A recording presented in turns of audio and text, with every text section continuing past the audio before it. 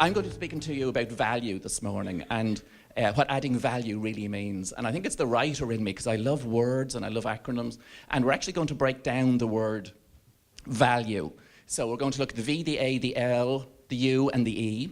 Now, we could spend all day on various different things, even with the V word. You know, maybe V is having your vision, finding your voice. But the one we're going to start with is visibility. There's no point in being wonderful at what you do if no one knows who you are. Yeah. So visibility precedes ability. In today's world, it's really not even about being visible. It's about getting findable. Because like you can get visible fairly easily. We've got social media, everything that connects us. And the modern way of looking at visibility is findability. And the best advice or the best insights I've come across with findability is you sharing what brings you to life. Because when you share, and when it comes from your heart, and this is where Helena reminded me of it, you know, when you're sharing what comes from your heart, it goes to other people's hearts. Not only is that influencing skills, but that's humanity. Yeah. And we're moving into an age where it's all about authenticity, and I do lots of talks on authentic leadership and genuineness. But really, when it comes down to it, it's about connecting with our inner selves and sharing that. Yeah. So the word that I'm going to focus on to start with value, as I say, is visibility. And the best quote I've come across in this area is the ever-glamorous Sophia Loren. I became successful because I was willing to give up being anonymous. Ain't that the truth? Yeah, no place to hide anymore. Yeah. But what visibility quickly brings into play is another V word, and that V word is vulnerability. It's like, oh, Jesus. Yeah, I want to be visible, but it's like, oh God, I'll be so vulnerable and I'm outside of my comfort zone, and there's more on comfort zone coming up later. Yeah. Vulnerability then, this is one of my quotes. Yeah. We all run the gamut between waiting to be found and waiting to be found out. Yeah. Oh, lack of worthiness, fear is in there. And everyone has it. You know, I work with people across all sections of industry and society. Only this week I was working with someone who's very visible in the public eye, and they came to me to work with on self-confidence. And I'm sort of thinking, you're on television every day of the week. You know, but in that area, what we're often doing is comparing what we see on someone else's outside with how I'm feeling on the inside. And that's not a valid comparison. We all deal with issues in this area. Yeah. Another V word, I better keep it sort of practical as well. You know, another V word is what are the victories that you or your business can help your customers, your clients achieve? Because we're all fighting wars. You know, some of those wars are in our own heads, the gremlin voice, etc. Some of them in organizations are between staff and management, or organizations and competitors. But a few practical questions here to reflect on. And, you know, when I'm working with people individually or in groups, I often operate from a place of, you know, no one knows you better than you know you. So I don't have answers for you, but maybe I have questions that will stimulate your own thinking. And here's a few questions. You know, what are the victories that you can help your customers or clients achieve? Well, what challenges can you help them overcome? Or what are their pain points, if we put our marketing hats on? You know, what are their pain points? Where do they feel inconvenienced or challenged? And how can they begin to recognize you as a solution to an issue that maybe they didn't even realize they had? Yeah. So V for victories. There's one more V word I'm going to share with you, and it's visualization. If you worry, that is visualization. Yeah. What is worry? Worry is the long shadow of a possible future experienced in the present. Amen. Yeah. Worry is the long shadow of a possible future experienced in the present. It's like playing a movie in our heads. You know, that movie would be worst case scenario, part 7. Yeah. In that area, I often say, you know, if you're going to visualize the worst, why not just give a moment's consideration to the best? You know, what if it was a raving success? What if the world is waiting for you to show up? You know, from my experience in that area, if you think of everything in this room that, you know, that we're wearing, that we're sitting on, even the creation of this day started in Samantha's head. that's where it starts from. Things don't just happen. We start when we think about them and we focus on them. And with visualization, the gap between where you are now and where you want to be is a visualization gap to start with. I'm a great fan of using the phrase of the North Star. What's your North Star? You're going to be moving towards it, you'll never reach it, but that's what you navigate by. You still have to deal with the daily currents and the daily crosswinds, but you have something that's pulling you forward. And that starts in your imagination. That's why I loved Kat's talk earlier. Like, it starts in your imagination. But I often think, the world, God, the universe is not that cruel to give you dreams that you cannot deliver on. There's the great Rumi quote, the universe is tilted in your favor. Amen. Oh, I shouldn't have brought up a picture of food before lunch. This is the best image I could come up with for what I hope looks like a bland, insipid, tasteless curry. No one likes bland curry. Sometimes you have to put a bit of extra spice into it. This brings us into the territory of you cannot be all things to all people, and there's no point in even trying. It's also the recipe for mediocrity. Another quote, cameras at the ready. Don't try to be something for everyone, be everything to someone. Don't try to be something for everyone, be everything to someone. I think that is sort of true of personal life, but you have to be careful of the first sentence in personal life. But in business, it's certainly true. As our American friends would say, it's about finding your niche. I heard someone speaking at a conference, find your niche, find your niche. And I was like, itch, niche? I don't know. Find your niche. Find your niche. Here's a practical piece around audience. Who are your ideal customers and clients? One of the exercises that I did a while ago, and I went back to it last year when my website was being redesigned, was to be very clear as to who my ideal customers and clients are, to the point of they were characters in a book. They had a persona, they had a name, they had interests, they had lifestyles. Because anytime anyone interacted with me, online or in person, I wanted my ideal client to feel at home. It's like he's speaking directly to me.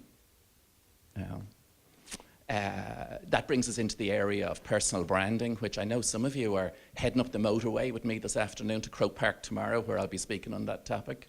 That won't be an audience where I think I can drop the F word, and I'll have to wear a suit. Anyway, here's a practical piece around audience and ideal customers.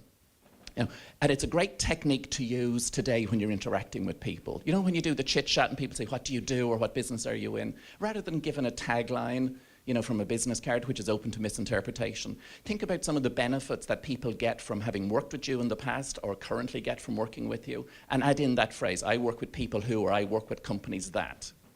And then the benefit, and that will keep a conversation going, and it fosters interest as well. Plus, on a day like this, you can try out different ones and see which ones get the most traction. Another A word. Let's just get for the quote. Steve Martin, be so good they cannot ignore you. Be so good they cannot ignore you. That brings us into the territory of ability. And for me that's about honing your craft. The core work you do, whether it's jewelry, whether it's writing, whether it's coaching, whether it's speaking, whether it's accountancy, whatever it is. You're honing and you're constantly working on your craft. Be so good they can't ignore you. So ability, of course, has a role to play. It's married in with visibility as well. Okay. So we're making progress. V, A, L. L could be several things. L could be your learning. You've all invested in yourselves by coming here today. I often think there's no better investment than in yourself. That always gives a good return on investment. It could be leverage, about how you're connecting what you're doing with your ideal audience. But for the day that's in it, I'm going to go with one area that really speaks to me, and the L word is love. Love. Your work is an avenue for bringing more love into the world, and my God, doesn't the world need it? Your work, whatever it is an avenue for bringing more love into the world. We know that the days of business to business and business to consumer and all of that from a marketing spiel is on the way out. It's all about people to people. It always was, but social media is now fueling it. So this piece around love and where we know people don't just buy products, they buy the relationship with you, even goes deeper. And this quote sits with it. You know, people don't just buy what you sell or what you do, they buy the love you put into it. Now, we might use the word passion there as well. You know, and that old quote, was it Thoreau, you know, find a job you love, you never have to work another day in your life. It's sort of true. You do have to work. You still have to work. Yeah. But, you know, it's coming from your heart again. It's your own passion. Yeah. So L for love. Oh, we'll just jump into Judy Garland here for a minute. Always be a first-rate version of yourself and not a second-rate version of someone else. There's no debate with the you in value. It has to be uniqueness. You know, I can't come up with another U word anyway, but it has to be uniqueness. Yeah. And again, the trends in this area and social media supports it. If you think about the people you follow or the programs you watch or the people you watch on YouTube, you know, it's not just what they do, it's who they are. You know, it's their personality you're connecting with. Like only last Sunday, I was flicking through the TV channels and I saw on one of the stations Joanna Lumley going through Japan. It's like there's loads of, you know, travel programs on, but I wanted to watch that because of her and because of her personality. Uniqueness, you know, be yourself, everyone else is taken. We know that. Right. The E could be several things. The E could be engagement, which was a word I heard earlier. E could be your own education, enthusiasm. The E word, though, that we're going for is enjoy. Enjoy. I was doing some work with a lady a few weeks ago, a one-to-one client, and she worked in sales, and she was a wonderful lady. And somewhere, one of these divine faxes that sort of popped into my head, and I said to her, "How can you fall more deeply in love with your business?" And you could see her eyes tearing up because she said, "James, that was exactly it. I've fallen out of love with my business, and the daily hassles and everything gets in the way." You know, in that analogy, or I often use the analogy there of a lighthouse. You know, our lights shine bright, but the daily gunk gets in the way. At our core, behind everything that we're looking for or working towards, is a request to feel more of a positive emotion. And ultimately, that positive emotion is love. We all want to feel loved. And the easiest way for us to connect with that in our business is maybe to go back to, you know, why did I get involved in this to start with? You know, let's go back to basics with it. That's given the old lighthouse a good old polishing. We're nearly at the end. A few reflection questions for you, because again, as I say, you're the expert in being you. Here's a few questions that can open up new avenues of thinking, and they're fairly simple. But you know, in my business, questions are the tools of trade, and I collect them. Here are some of my favorites. What should you keep doing? What should you keep doing? That brings us into the territory of persistence, you know, and chipping away. What if I persist with it, might achieve results? What should I just keep doing? What should I stop doing? That, by the way, is a definition of working smarter. You know the way we hear this phrase, oh, we should work smarter? You hear it in boardrooms up and down the country, when board is spelled B-O-A-R-D as opposed to the other way. Working smarter. What should I stop doing? Because if we're looking to do more of something, something has to come out. Last one up here, or for this piece. What could I start doing? What could I start doing? That brings curiosity, creativity into it. And you might be just starting to do it for the joy of it. You might be starting to do it because it may lead somewhere, or it may not. What could I start doing? Now, of course, we're not human doings, we are human beings. So here's another question to contemplate. Who am I practicing to become? Who am I practicing to become? It brings us back to visualization. You know, if I'm thinking about the future, my North Star, the direction I'm going in, that's not just a doing place, that's a being place. And we might have concepts there like faking it till you make it, which is still based on authenticity, of course. But what I find in that area, it's like when you fake it till you make it, suddenly it doesn't matter anymore because you're doing it. You know, you're there. You know? The price tag the world puts on us is just about identical to the one we put on ourselves. No one will value you more than how you value yourself. That was written in 1959 from the David Schwartz book, The Magic of Thinking Big. It's as true now as it was then. Loops the whole way back. We're here talking about value. No one will value you more than how you value yourself. There's many resources. I've a few more quotes. Strap your seatbelts on. There's a few more quotes coming. There's a few more home hitters. I always like to make resources available when I'm in front of groups. If you go into the resources page of my website, you'll see stuff there around growing your own business or grow your business by adding value. It's a worksheet, it's a workbook. All of the acronym of value is spelled out in much more detail than we've done here. I know some of you, because I can see it, you've already downloaded the How to Upgrade Your Life, which is a broad personal development book, which is free. I've loads of Oprah quotes. This is my current favorite one. I became successful because I was obedient to the calling of my dream. I became successful because I was obedient to the calling of my dream. I stuck with it. I worked from the heart. Maya Angelou, one of my favorite quotes. I've learned that people will forget what you said, people will forget what you did, but people will never forget how you made them feel. Ain't that the truth? Because we are human beings, we're not human doings. The whole modern area around definitions of success is about emotional success. You know, the old way of looking at success was the Malcolm Forbes quote of he who has the most toys wins. We thought that was over until we think of American politics, but that's not for today. The future of success is around emotional success. All the free resources, folks. So you don't have to run, you just have to click. Ooh, there you go.